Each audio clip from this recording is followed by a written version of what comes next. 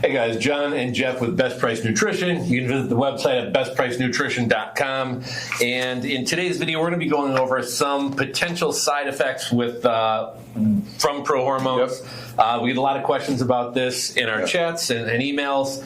And I would say generally Prohormones are pretty side effect free. We don't really hear about a lot of these, but if you were going to have a side effect, it would probably be one of these. We'll be going through each specific compound, but just across Prohormones generally. Some guys find if they take them without food, upsets their tummy. And a few guys seem to get like a rash, which could be from the cyclosum delivery, or some people might be allergic to like a One-andro or 19-nor. Exactly. Yeah. Most of the time, you're not going to notice really any side effects. Maybe some aggression some people get from increasing test levels, but these are some things. Again, these usually don't happen, but it's some things to stay safe about. So first one is 1-testosterone or 1-andro. With all, and I guess this is with all prohormones, there can be suppression of natural testosterone once you get off of the prohormone. And that's why we always recommend that you take a PCT afterwards. That's going to help balance out your testosterone levels at the end and keep those estrogen levels from spiking. Same thing with increased estrogen, like I just talked about. One test does not aromatize, so you shouldn't notice any issues while you're on cycle with one test. You may notice some aggression or mood swings. This is common with 1-andro or any other prohormone due to the movement of your hormones. Hair loss, if you're going to get hair loss, one test could cause it. But again, I don't think we've ever had somebody say I've never really heard anybody complain about that. And I've taken one test very many times. I'm getting older, so all my hair is not there, but I haven't had any big issues. Liver toxicity, this is very low. It was more an issue with methylated prohormones. I think we always push, like if you're taking a lot of supplements. In general, a liver support supplement can't help, will help with that. And lastly, one thing that is specific to drier compounds like 1-testosterone is possible drying out of the joints. So you may notice some additional joint pain when taking one test. I'd say like the joint pain is kind of rare even with the Epi-andro, so probably not going to get that with the One-andros. He took I know Jordan's talked about sometimes he takes a high dose of Epi, and then he notices some joint pain, but he takes a lot. Next we got the Four-andro side effects, and I would say it seems like Four-andro is probably the most prone to cause side effects, but even then we really don't hear about much. We have the estrogen-related side effects, aromatizes to testosterone and can convert to estrogen. That's what the estrogen blockers are. Yeah, like the aromatase. I think if anything, like you said, 4-andro, if you're going to have estrogen problems, it's going to be on 4-andro. And more often than not, most guys we talk to don't really take the estrogen blockers every day. They might do one tablet a day. They might do every other day. A lot of guys seem to just keep it on hand just in case they need it. Acne and oily skin due to an increase in DHT levels, increased aggression, like with the one test. Testosterone suppression, which again, like you said, is why you take your PCT when you're done.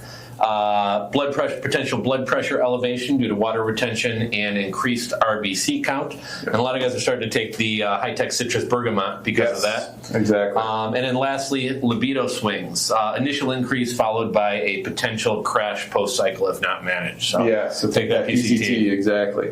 And I think the blood pressure elevation, because the 4-andro does convert to testosterone, I think that's an issue with people on TRT as well. You have to keep an eye on. So what's the product that you recommended for? Citrus bergamot. Citrus bergamot. Okay. Next is Epi-andro. So Epi-andro, this is another one. You can have DHT-related side effects like hair loss, acne, oily skin. Again, it's very rare. It's not like testosterone, steroids with the hair loss and everything, but it can happen if you're prone to it. Dry joints, something we talked about earlier. Most of the time, if you're taking a high dose of Epi-andro, that can cause dry joints, so you may want to take a joint support supplement along with that. Aggression, irritability, of course, your hormones are all over the place, so you could notice some of that. Liver strain, this is again we talked about earlier, they're non-methylated, so they're not going to cause issues like the old prohormones did.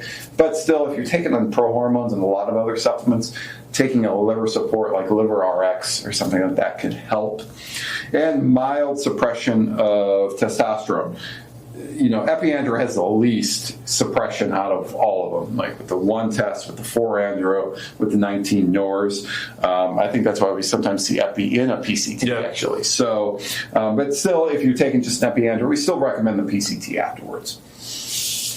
And then lastly, the 19 NORs, that's going to be your decabolins, your ostaplex, your strenobols, decadurabolin.